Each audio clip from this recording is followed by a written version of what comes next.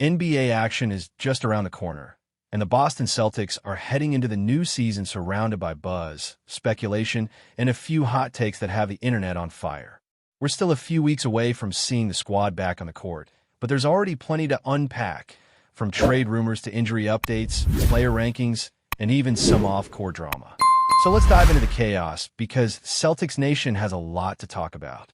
Let's kick things off with one of the most intriguing names floating around right now, Walker Kessler. The Utah Jazz big man is reportedly not getting an extension before the summer, which opens the door to a potential restricted free agency situation. And that, in turn, sparks trade rumors.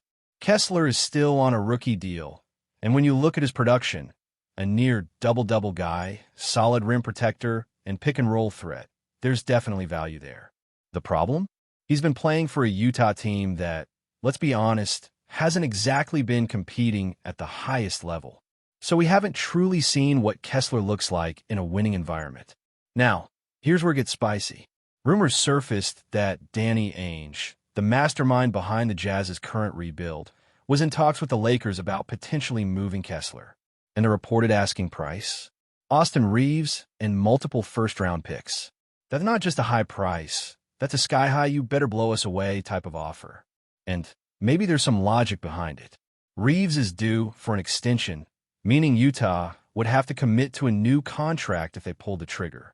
But still, giving up a rising star like Reeves and draft capital for a big man who, while promising, hasn't proven himself in a high-pressure playoff environment, that's a steep gamble.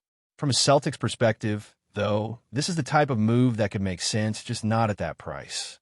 Kessler fits the mold of what Boston needs in a backup or rotational center.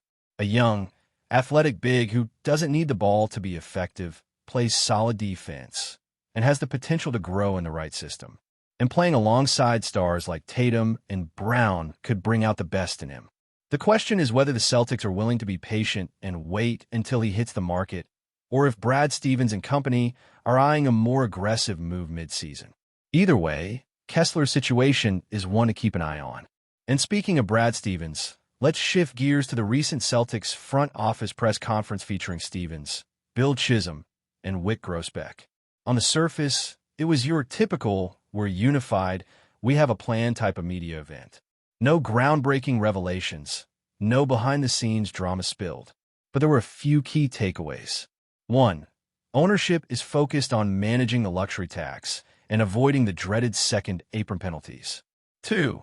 They're still very much committed to building around Jason Tatum and Jaylen Brown.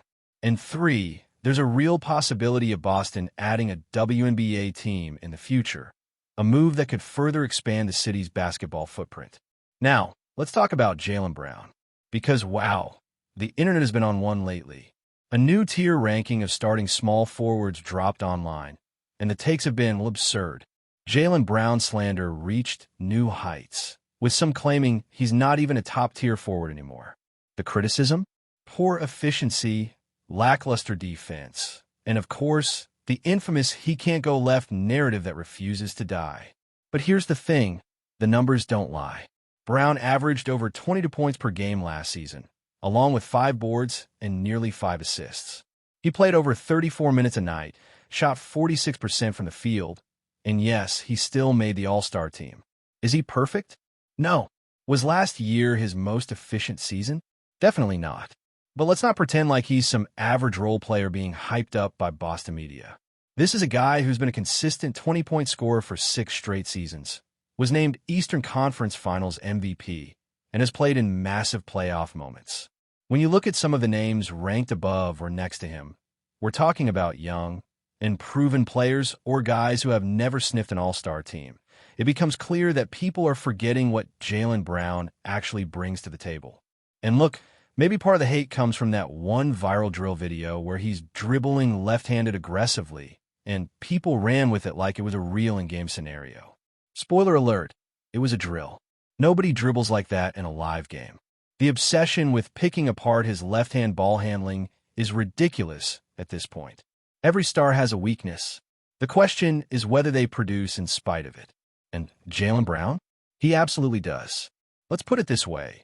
If you're choosing between Brown and some of the names people are hyping up like OG Anunoby or Franz Wagner, what are we really doing?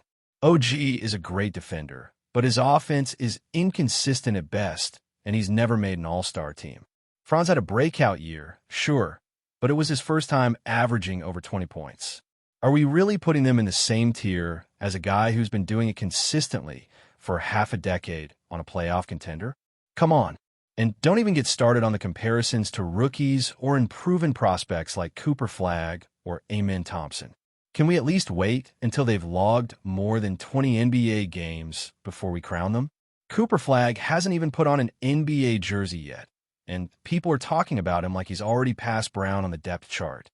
It's madness. The truth is, Jaylen Brown has become a lightning rod because of his contract, not his play. People love to scream, overpaid, but guess what? Everyone's second star is overpaid. That's the NBA market. If you want to contend, you pay to keep your core. Brown has been a professional, a leader, and an elite-level talent who steps up when it matters. So enough with the slander. Celtics fans should be rallying around him, not trying to trade him in fantasy deals every other day. And speaking of trades, let's loop back to some of the other chatter making the rounds. Malik Monk has emerged as a name of interest, especially with rumors of a 3-team deal involving the Celtics, Kings, and Warriors. The hypothetical scenario had Boston landing Monk and saving over $27 million thanks to a trade exception. That's a massive cap relief move, and Monk is exactly the kind of microwave scorer the Celtics could use off the bench. Think sixth man of the year vibes. He brings instant offense, can create his own shot, and adds another layer to the rotation. Still, whether or not Boston actually pulls the trigger on a deal like that is up in the air. The Kings seem hesitant to take back Buddy Hield, and there are a lot of moving pieces in that potential trade. But it's a good example of how the Celtics are positioned right now. They're not desperate. They don't need to make a splash. But if the right opportunity presents itself, especially one that clears salary and adds depth, they'll be ready to move. Meanwhile, over in Philly, the Sixers can't catch a break. Jared McCain, one of their young, promising guards, tore his UCL and is expected to miss a huge chunk of the season. That's a brutal blow, especially after McCain had just started to turn heads. Injuries like this are tough to see, especially when they pile up before a guy can even get his footing. It's not Embiid-level devastating, but it's another hit to a team already dealing with uncertainty. And every time a rival stumbles, it opens a little more room for the Celtics to solidify their spot in the East. Between all the rumors, rankings, and injuries, one thing is clear. We need basketball back. No more hypotheticals. No more what-ifs. Just real hoops. The Celtics have had one of the most scrutinized off-seasons of any team in the league, and the only way to quiet the noise is by getting back on the court and letting the play do the talking. And while we're all waiting for that first tip-off, it's worth taking a closer look at just how unique this upcoming season feels for Boston. There's a strange combination of confidence and uncertainty in the air.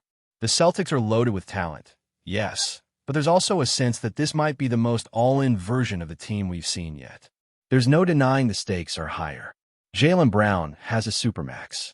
Jason Tatum's extension is on the horizon. Derek White got paid. Kristaps Porzingis is here and being asked to stay healthy for an entire playoff run. The roster is not built for the long haul. It's built to win now. And with that, the margin for error shrinks. You start to look at the little things. Who's going to step up if one of the big names goes down for a stretch? Can Peyton Pritchard elevate his game enough to be a reliable option for 20-plus minutes a night? Is Neemias Quetta going to surprise everyone and play his way into the rotation? You hear that name and maybe shrug, but he's got size, he's mobile, and there's buzz inside the organization that he could be more than just a body at the end of the bench. In a long season, depth matters. And for Boston, depth is going to come from guys like Quetta, Sam Hauser, and maybe even rookies like Jordan Walsh, depending on how the season develops. Of course, some of this also hinges on whether the Celtics decide to make a move mid-season. They've got assets. They got a few contracts that are movable, and they've got a front office that's not afraid to take a big swing. Brad Stevens has been nothing short of aggressive since stepping into the executive role. The Malcolm Brogdon deal, the Porzingis trade, moving Marcus Smart. These weren't soft adjustments. They were seismic shifts in how the team plays and operates. And if he sees another opportunity to strike before the deadline, you better believe he'll take it. That's what makes the Walker-Kessler situation so fascinating. If Boston feels like their front court needs a boost, especially if Porzingis misses time or Al Horford shows signs of age, a player like Kessler could be the answer. Not because he's a superstar, but because he can protect the rim, rebound, and finish inside. Exactly what the Celtics would need in a tight playoff game when the shots stop falling and the physicality ramps up. The tricky part is the cost. No one wants to overpay for potential. But no one wants to get left without a chair when the music stops, either. Still, what might end up being even more important than trade speculation or cap management is the internal culture shift, something that's been brewing quietly but noticeably. For years, this Celtics team has carried the weight of almost made the finals, almost won it all, almost figured it out. And you could tell the front office got tired of that narrative. That's why Marcus Smart is gone. That's why the emotional favorites were shipped out in favor of production and fit. It's no longer about holding onto the identity of the past. It's about winning, period. And that's why the Jaylen Brown discourse hits so hard. Because when you look at how this roster is constructed, when you look at who's been there through the ups and downs, Brown's name is at the center of everything. He's not just a secondary star. He's been a foundational piece, a two-way player who's evolved with each passing season, even if the evolution hasn't always been linear. There's a level of disrespect that comes with how casually people toss around trade suggestions involving him, as if a guy who gives you 20-plus a night and plays high-level defense grows on trees. He doesn't, and he's not going anywhere. Maybe it's just the nature of NBA discourse now. Everything's about what's next. Who's the next breakout star? Who's the next guy to get traded? Who's the next big contract to criticize? That's how you end up with a top 20 player in the league getting mocked online because he's not flashy enough for TikTok or because he doesn't fit some fantasy basketball mold. But none of that matters in May and June. When the playoffs hit and teams have to execute in the half court, defend without fouling, and make tough shots in crunch time, that's when guys like Jaylen Brown become invaluable. Not flashy, not loud, just necessary. And yet, the noise continues. Maybe it's because Boston fans have such high expectations. Maybe it's because the team has been so close so many times that people are running out of patience. But at some point, the narrative has to catch up to reality. And the reality is that this is one of the most talented teams in the league, with a front office willing to do what it takes to win, and with a core that has been tested by years of deep playoff runs. But before we continue, please remember to subscribe to the channel and give the video a like.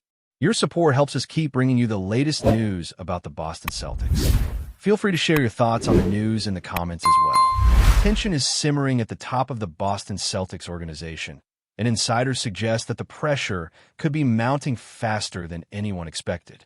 Sources close to the team claim that the Celtics head coach has publicly and privately demanded new signings, signaling that patience is running thin with the current roster. The whispers around TD Garden hint at a level of unrest rarely seen in Boston, where loyalty to the green and white runs deep, but so does the expectation of excellence. The coach, whose identity remains formally unconfirmed in this latest leak, is reportedly frustrated with the team's recent performances and is pushing management to make decisive moves before the trade deadline. It's not just about bringing in talent. It's about bringing in the right talent, one source said, speaking under anonymity. He's drawing a line in the sand and calling on leadership to deliver. Bill Chisholm, the Celtics general manager, has now been thrust into the spotlight, with speculation swirling that the coach has put him directly on the hook for potential acquisitions. According to insiders, the message from the sideline is clear. Results are expected and quick. Rumors are already circulating about potential trade targets and free agents, though nothing concrete has been confirmed. Still, chatter around the league suggests that rival teams are monitoring the situation closely, anticipating a possible shakeup that could reverberate far beyond Boston. Fans are already reacting on social media, with hashtags hinting at impatience and frustration, reflecting the tension that seems to have seeped into every corner of the franchise. Some suggest that this could be a turning point for the Celtics, while others warn that internal pressure could backfire if moves are rushed. Meanwhile, local journalists are reportedly trying to get comment from both CHISHOLM and the coaching staff. But as of now, silence reigns, fueling speculation even further. One thing seems certain. The Celtics are at crossroads. The murmurs in the locker room, the hushed phone calls between agents and executives, and the growing impatience from fans all point to a single narrative. Something big is brewing in Boston. Whether it will be the boost the team needs or a crisis that shakes the foundation of the organization remains to be seen. For now, the rumor mill is working overtime, and Celtics Nation can only watch, wait, and wonder what comes next. That's it for this update. If you enjoyed the video and want to keep receiving exclusive news about the Boston Celtics, please subscribe to our channel and give the video a like. We always appreciate your comments and opinions. See you in the next video.